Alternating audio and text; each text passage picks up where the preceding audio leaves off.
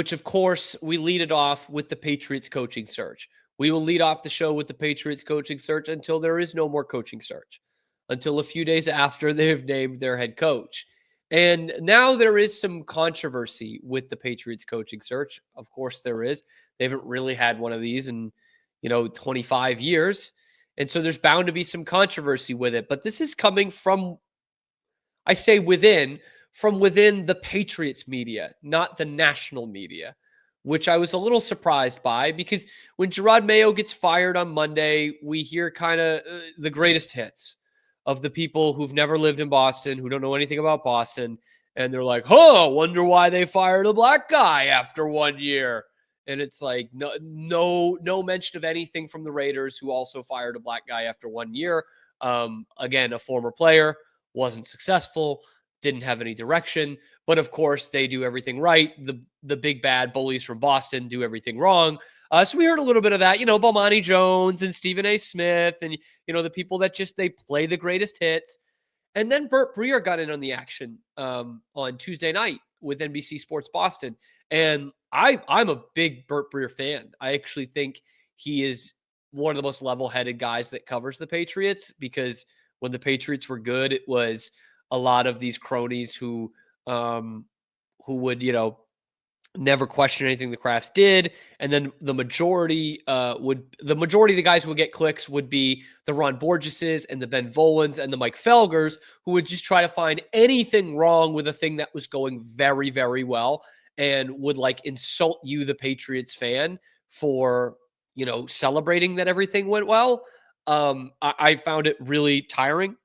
And then there was Burt Breer, and is Burt Breer, who is not going to make up controversy for the most part, but he is going to hold the Kraft's feet to the fire. He's I think the beat guy who has held their feet to the fire the most this year, and he has been inside this organization. He has been the insider this year, last year when things have been going poorly, and has been right at the forefront for a long time. So all that to say, I am a Burt Breer fan. But he was very critical of the Patriots coaching search yesterday, because they announced they've requested to interview Ben Johnson. They are interviewing Mike Vrabel tomorrow, Thursday, and they have interviewed two candidates, Byron Leftwich and Pep Hamilton. So they have gone through 2 interviews already. Now, the obvious part of this is that they interviewed Leftwich and Hamilton to check the box of the Rooney Rule. 2 minority coaches, 2 black coaches who have not coached in the league since 2022. And as Burt elegantly put it, probably are not even in contention for coordinators' jobs this year. And they are the first 2 interviewed by the Patriots. And Breer was slamming the Patriots for doing that and trying to circumvent the rules in a way. I don't think it is circumventing. That's not the right word, but he blasts them. He called it a sham. He says, I think it's complete garbage. What gives you the right to skip the process that the Raiders have to go through, that the Bears have to go through, that the Jets have to go through, teams that are competing for them? What gives you the right to jump the line? They're talking about Mike Vrabel. He's talking about Mike Vrabel, of course. To which I would say they're not doing that.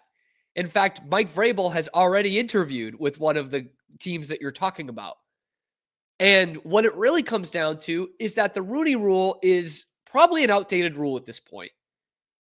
And I think the rule itself is a bit of a sham.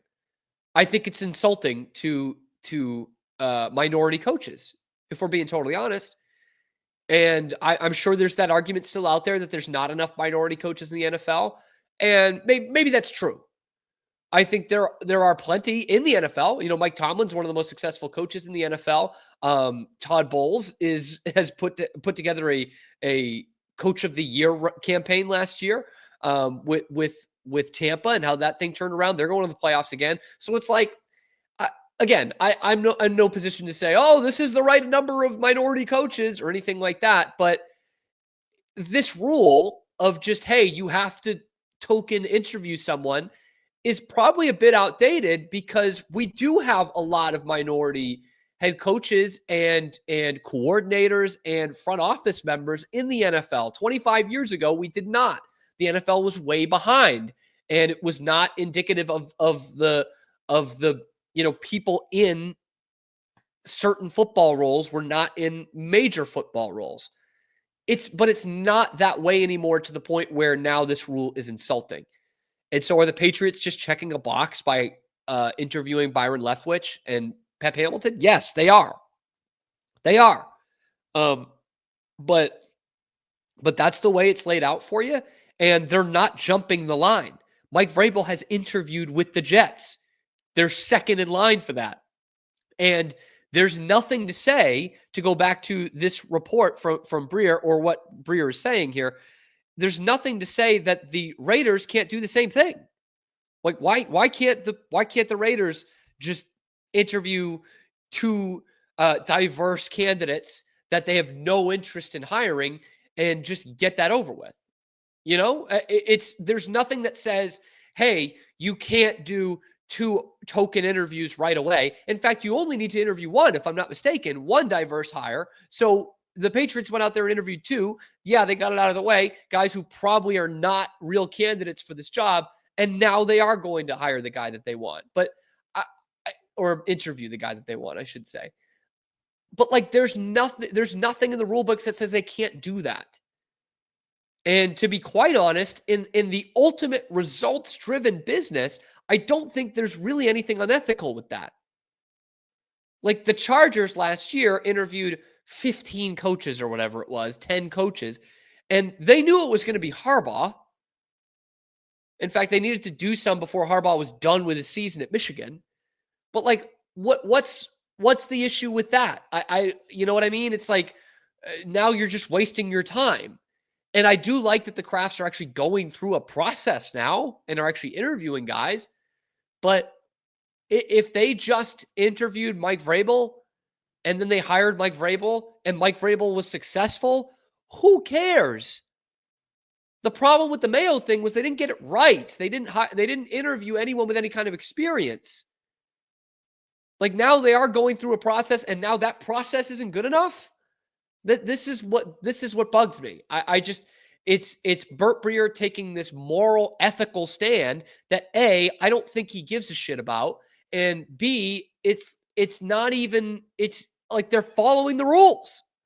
You might not like how they're following the rules, but they're following the rules. And they're going to interview 5 or 6 coaches, which is something I was calling for, and a lot of Patriots fans and analysts were calling for all this year when it wasn't working with Gerard Mayo, of, hey, maybe you should have just interviewed somebody else. And now they are. And Byron Leftwich was a Super Bowl winning coordinator in this league. It's not like he's just a bum. You know what I mean? It's not like he can't be a head coach in this league. He won't be the head coach of the Patriots, but it's not like, it's almost insulting to just say, oh, he brought in 2 schlubs who have no shot at being a coach in this league, and now they're going to move on to the white guys. To me, that's also insulting. So, no, I get it. I understand where Burt Breer is coming from, and in his core argument, he's right. These are 2 guys he doesn't want to hire, that Kraft does not want to hire, and they're moving on. But to me, this is a results-driven business, man. If you know who you want your coach to be, I have no problem with you getting to that coach no matter however you want to. And the Ben Johnson thing does intrigue me. It really does. I don't think they'll go with a first-year head coach again, and I think that's probably the right move. But if you were to do that with Ben Johnson, I think you'd have a much healthier ground to stand on than you did with Gerard Mayo. In 2025 NFL, it's a lot easier it's a much safer platform to stand on to say, well, you know what? I brought in an offensive guy, an OC who worked magic with the Lions. And we thought he was ready to be a head coach. We wanted to take an offensive look at this. We've had a lot of trouble drafting skill positions on the offensive side. We feel we have our franchise quarterback. We've got him on a rookie contract. We want a guy who can bring in the personnel that is going to have to make our quarterback as successful as possible. That's a lot easier to say even in failure, than it is to say, we promoted a linebackers coach who didn't know anybody around the league. And we arranged a marriage with him and the OC. We arranged a marriage with him and the GM, the quote unquote GM, Elliot Wolf, who is really not the GM, and nobody knows. It's like who owned the Chiefs in Slapshot. Nobody knows who the GM of this team is, really. Nobody knows where the buck stops. And that's what's going to make this Mike Vrabel thing really interesting, is in that athletic piece, Vrabel more or less laid out what he wanted, right? And it was, good ownership that he could communicate with, control, and a quarterback. And the Patriots have probably two of those three things. I know Kraft has worn down relationships with Parcells and Belichick, and that when they weren't in Belichick's ear every day, they didn't like it, and they ended up firing him. But I think you'd have a good, honest, open communication with them and Vrabel, at least for the short term. You do have the quarterback, but it's a huge question mark for anyone interviewing for this job where the control is in this organization and what kind of control the head coach has and where the buck stops. And it didn't help that you just went through a whole year where everyone else was throwing people under the bus and passing the buck. Okay? Like, that does not help. But it becomes a legitimate question going into this new coach in 2025 of how much control are they going to have. And again, if you're the Kraft family, right,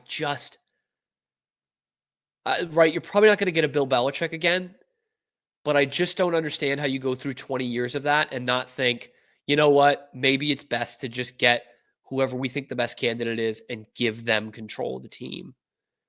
Or at least, final say on personnel. Because apparently Elliot Wolf doesn't even have final say on personnel. Who knows, man? Who knows? And GMs around the league, these anonymous polls around the league, talk about Elliot Wolf being the most agreeable front office guy in all of football. Who wants that? Who wants that? And his first draft was almost a complete bust. And I say almost because they did draft Drake May, which is the most important of any of the offseason moves. Every other offseason move sucked, every single one.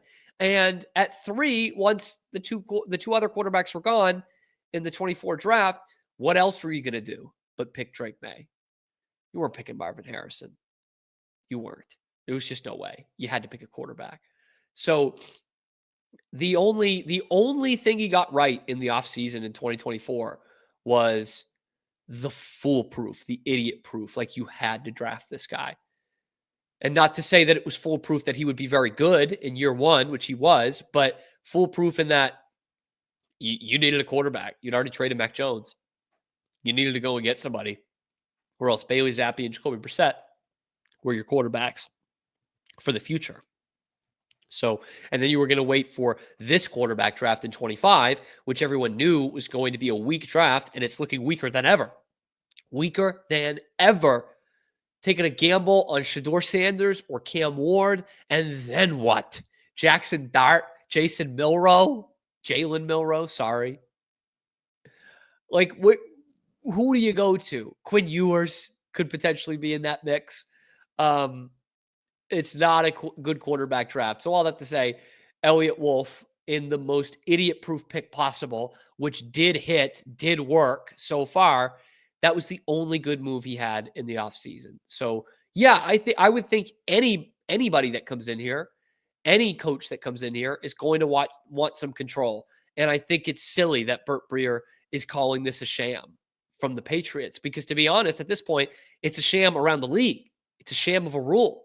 And I think it's insulting to minority coaches who are, just going in there for a token interview.